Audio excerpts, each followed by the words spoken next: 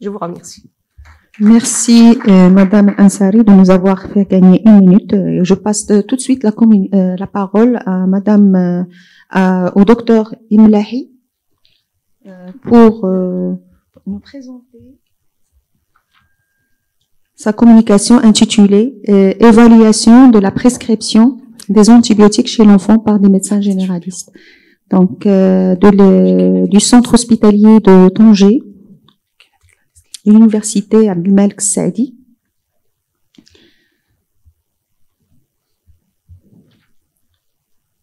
Donc, probablement, il s'agit d'un questionnaire.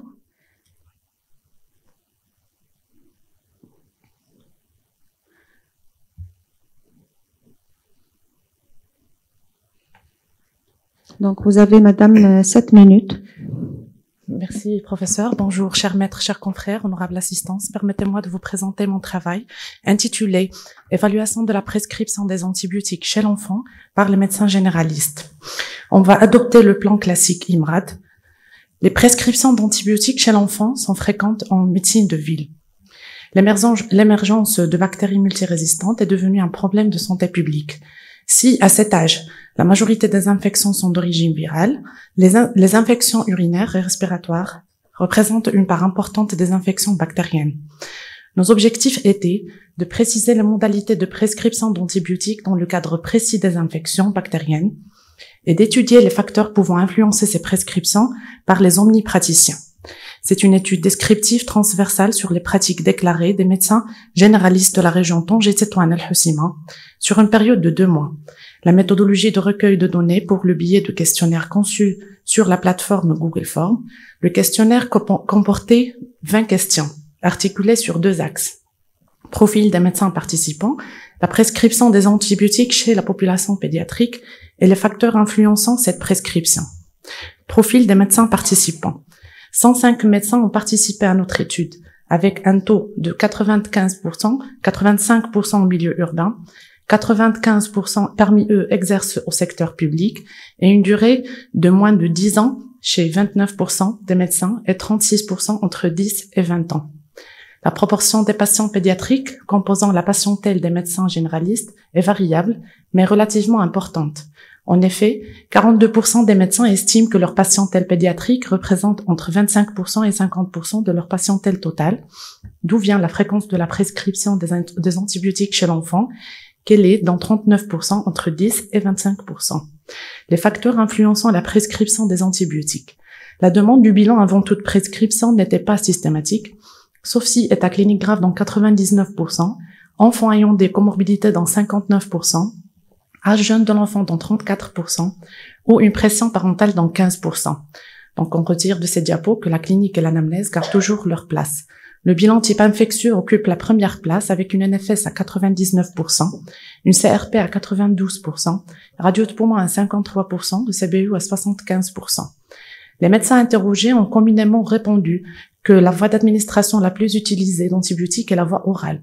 Le recours à la voie injectable devant une altération de l'état général, dans 87%, la non-amélioration après la voie orale dans 43%, l'âge jeune de l'enfant dans 10% et 5% devant des vomissements. Qu'en est-il de la littérature? La pression parentale, elle était à 15% dans notre étude. Une double enquête portant sur le même sujet. Un questionnaire pour les médecins, l'autre pour les parents, a montré qu'environ un tiers des médecins déclaraient prescrire des antibiotiques sous l'influence d'une pression parentale et qu'environ un tiers des parents attendaient la prescription d'un antibiotique au décours de la consultation.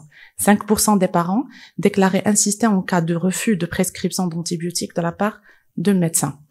Enfants ayant des comorbidités, dont notre étude elle est 59%. Dans une étude faite en 2012, 71% des médecins déclaraient prescrire plus facilement des antibiotiques chez des enfants ayant des comorbidités, diabète, immunodépression, néoplasie. Les enfants en bas âge sont par beaucoup considérés comme des patients fragiles, donc à risque particulier, et peuvent donc appartenir à des situations de prescription inappropriée d'antibiotiques. Cette entité, elle était à 34% dans notre étude, risque d'infection bactérienne sévère.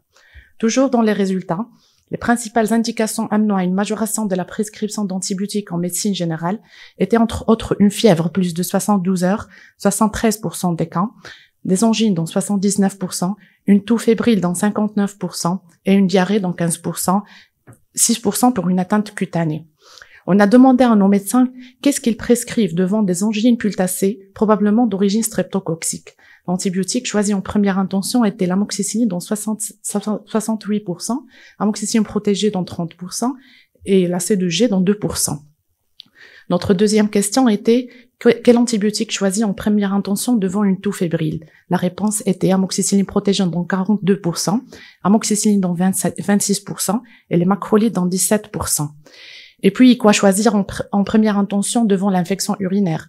Les médecins répondent qu'ils prescrivent du sulfométhoxazole trimethoprim dans 33%, 29% de l'amoxicilline protégée, 15% C3G, 8% C premier G. Génération. Conformité des prescriptions aux recommandations. À travers les 3 situations pathologiques proposées, les prescriptions des médecins participants sont conformes aux recommandations des sociétés savantes, notamment la SOMIPEP, 68% pour les angines, 15% pour les infections urinaires, 26% pour les infections respiratoires basses. Ces taux d'adhésion aux bonnes pratiques méritent d'être discutés. La recommandation des sociétés savantes en ce qui concerne l'angine, la pneumonie et l'infection urinaire chez l'enfant. 91% des médecins déclarent 81% des médecins réévaluent leurs petits malades après la mise sous antibiotiques, pour une durée de 48 heures chez 68%, 4 jours dans 14%, une semaine pour 16% des réponses. Sinon amélioration, 71% des médecins généralistes demandent un bilan, 58% des médecins généralistes orientent vers un spécialiste, 31% des médecins changent vers un antibiotique à large spectre et 2% vers un antibiotique de la même famille.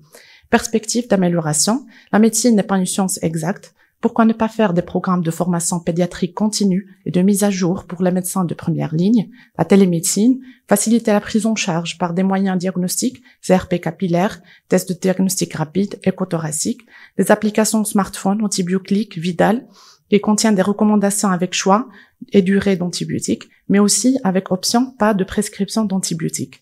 Exemple d'application Antibioclic, je cochais par exemple angine chez un enfant de 3 ans, il me répond pas de traitement antibiotique. La surutilisation et le caractère inapproprié d'une antibiothérapie sont reconnus comme responsables de l'émergence de souches résistantes. L'évaluation des pratiques professionnelles pourrait conduire à une optimisation de la prescription d'antibiotiques de première ligne par les médecins généralistes. Merci pour votre attention.